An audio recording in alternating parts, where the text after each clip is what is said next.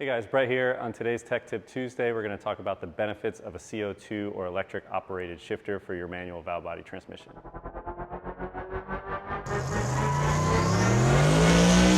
In the beginning, I didn't really realize the benefits that could come from an ECU operated shifter. I wanted to shift the car myself, feel cool shifting, it was fun, driving around on the street, it was awesome. One of the good things about one of these shifters too, or any shifter, is that you can still shift it manually if you wanted to, but when you're at the racetrack and you're really trying to fine tune your program and find every hundredth on the track, having the ECU shift the car at the same exact point where you want it to shift each time is just always going to get better. If you need to tune according to a racetrack, you need to soften a gear up, maybe you want to shift it early, program that into the ECU and it's going to hit that shift every time.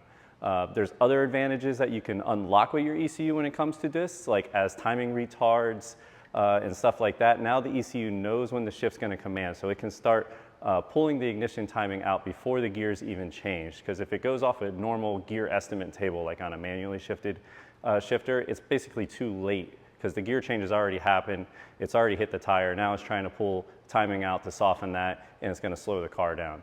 If you're using the upshift strategy in the ECU correctly, you can start pulling the ignition timing before the shift happens, so as it shifts, it won't upset the tire, and you continue out the run. As far as consistency goes, as your car gets faster, you're going to realize when you're in the car that you don't have the time to be looking at your display or at your tach to try to hit that RPM for the shift each time. You need to be concentrated as a driver on other things that are happening, on the racetrack, on the car. It's one less thing to worry about. You know it's going to hit the gear each time when it needs to hit the gear, and you can concentrate on the other aspects.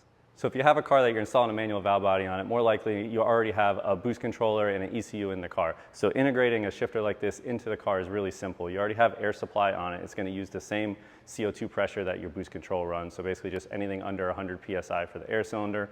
You're going to put a MAC valve in, 2 wires to the ECU, and it's good to go.